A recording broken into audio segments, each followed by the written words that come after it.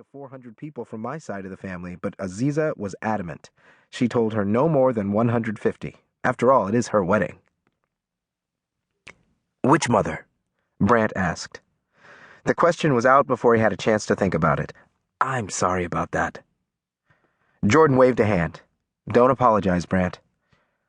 It wasn't until he'd announced his engagement to Aziza that Jordan decided to put the skeletons from his past to rest. It had taken 33 years for him to finally meet his birth mother. Jordan walked into the bedroom and sat on the tufted bench at the foot of the bed. "Christiane is leading the way, and Diane is hot on her heels," Jordan admitted. A decades-old feud ended when Jordan brokered a real estate deal in which the Wainwright Developers Group and RLH Realty had formed a fragile partnership, resulting in the companies agreeing to jointly own and manage 4 properties in Harlem. Once the deal was finalized, Wyatt Wainwright, the family patriarch, had summoned anyone with a drop of Wainwright blood to attend a family gathering. It was to stunned silence that Wyatt disclosed the circumstances surrounding his eldest grandson's birth. It had been Diane Humphreys Andrews and not Christiane Johnston Wainwright who was Jordan's birth mother. Brandt sat next to his cousin, stretching out long legs and crossing them at the ankle, while staring at the tips of his shoes. "I know it's not easy for you to talk about it, but how does it feel to have 2 mothers?" Jordan sandwiched his hands between his knees. "I really don't give it much thought." He gave Brandt a sidelong glance. "Ironically, I feel closer to my half-sisters than I do to my biological mother. I don't hold it against Diane that she gave me up at birth, because she had unwittingly been sleeping with a man who was engaged to another woman. What I'm still dealing with is my grandfather Wyatt's and Diane's father's underhanded wheeling and dealing. When I discovered what they'd engineered, I couldn't help but think about what would have happened if my father had ended his engagement to Christiane and married Diane." Brandt managed a wry smile. "You'd still be a Wainwright. And what made the lie so easy to pull off is that you look like Wyatt, even down to the black hair." Jordan smiled. "Maybe, as long as I don't start acting like him."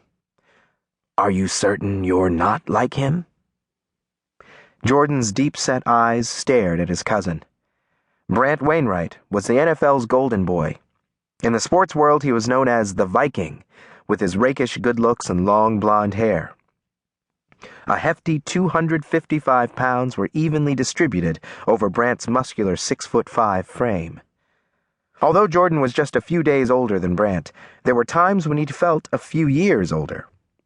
Jordan attributed the difference in maturity to the fact that Brandt had chosen to become a professional football player, while he had decided to become a lawyer. "What's that supposed to mean?" Jordan asked. Brandt smiled. "Don't get your nose out of joint, cuz. After all, I don't want you to get a headache, especially on your wedding night." "When did you become a comedian?" The uncomfortable silence seemed to grow with each passing second. Rarely did the 2 cousins argue or disagree about anything.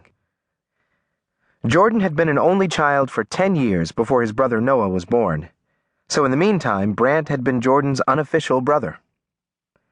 Brandt had lost count of the number of times he'd stayed over at Jordan's family's mansion across from Central Park. Back then, he'd been too young to understand why his aunt and uncle had slept in separate bedrooms before the birth of Noah Wainwright, who was 10 years Jordan's junior. But what no one had known at the time was that Christiane was not Jordan's biological mother, and it had taken Edward Wainwright's wife almost a decade to forgive her husband for his indiscretion. "Jordan, I'm not trying to be funny," Brandt said. "I know it can't be easy for you to see family members who were once at each other's throats come here today. And I saw you go through hell when you had to decide whether to invite Diane and your half-sisters to your wedding. All I can say is, better you than me."